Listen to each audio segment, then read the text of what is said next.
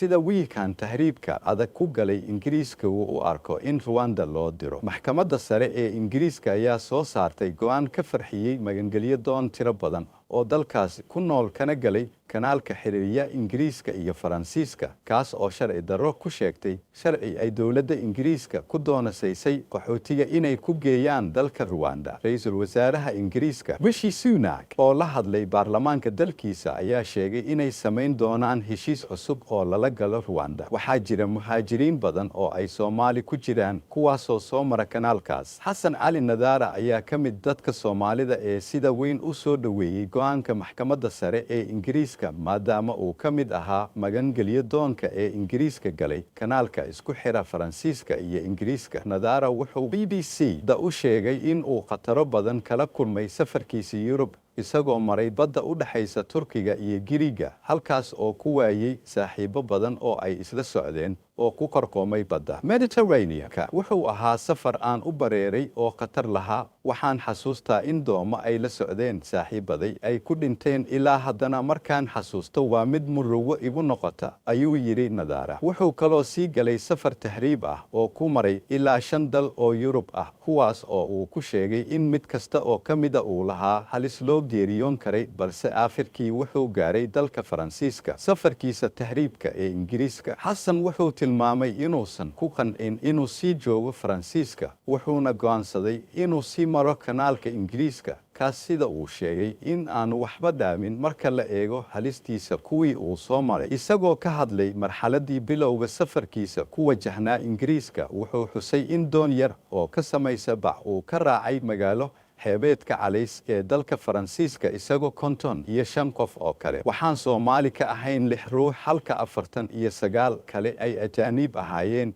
waxaana hawsheena waday niman muqallasiin ah oo u badan ajaanib ka shaqaysta hawshan. Lacagta lagu raacayay doonta way kala duwanayeen iyadoo ku xirnayd hadda heshiiskaaga, waxayna u dhaxaysay 1,300 ilaa 1,500 oo yuuro ah, ayuu yidhi Nadaara. Wuxuu xusay in safarkoodii uu la kulmay khatar hor leh kadib markii doontii yarayd ay la socdeen ka halowday jihadii ayna ku qaadatay in ka badan 6 saacadood safarkooda, markaasna ay la xiriireen ciidamada ilaalada xeebaha ee Ingiriiska. intaas kadibna ay gaaraan magaalada Dover oo ku taal kanaalka Ingiriiska. waxaana la geeyey kaam dadka lagu qaabilayay si aan magangeliyo u weydiisano dowladda Ingiriiska, halkaas oo qof kasta looga qaaday wareysi. kadibna waxaa dadka loo kala qaadayay gobollo kala duwan, ayuu intaas sii raaciyay welwelkii ka haystay sharciga celinta qaxootiga ee Ingiriiska. Xasan ayaa sheegay in intii uusan ka tegin Faransiiska uu ka welwelsanaa sharciga Ingiriiska ee ku saabsanaa in dadka ka gudba kanaalka lagu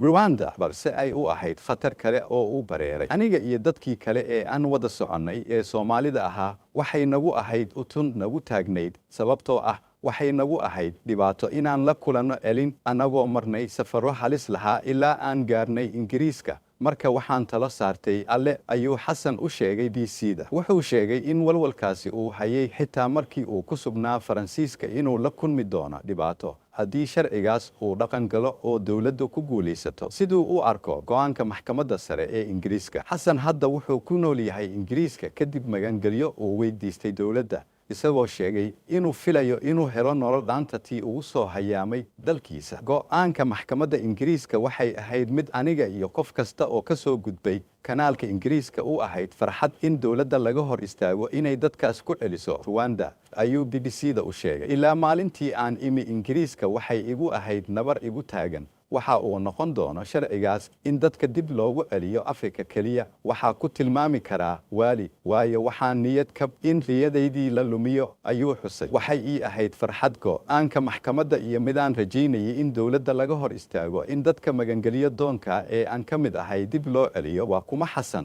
Cali Xasan wuxuu dabayaaqadii sanadkii 1997 ku dhashay degmada Waajid ee gobolka Bakool, halkaas oo waxbarashadiisa hoose uu ku qaatay. isagoo da'yar ayuu sheegay in qoyskiisa ay ka carareen markii deegaankaas ay la wareegeen ururka Al-Shabaab. Waxaan ka cabsanayay inay askari iga dhigtaan. Waxaan u cararay gobolka Galgaduud gaar ahaan degmada Cadaado halkaas oo nolol aan iskorinayay ka bilaaway maadaama aysan cidi ehel ah ii joogin. Waxaa daruuftu igu kaliftay inaan raadsado daasad aano boore si aan caseeya ama baalashle u noqdo oo aan noloshayda u maareeyo. Markasta waxay noloshaas igu leedahay xasuus, farxad iyo mid murugo labadaba, ayuu yidhi Xasan. Wuxuu intaa ku daray inuu jeclaa waxbarashada oo isku watay xoogsiga sidaasna uu kaga baxay dugsi sare. Markii dambana uu saxaafadda ku biiray. Waxaan ka shaqo bilaabay idaacad ku taala Cadaado oo la yiraahdo Idaacadda Codka Gobolada Dhexe. Kadibna waxaan sii watay horumarinta noloshayda iyo xirfadayda. Waxaan ku laabtay gobolkaygii Bakool si aan duruufta ku sugnaayeen dadka aan warbixino ka sameeyo. Waxaana la kulmay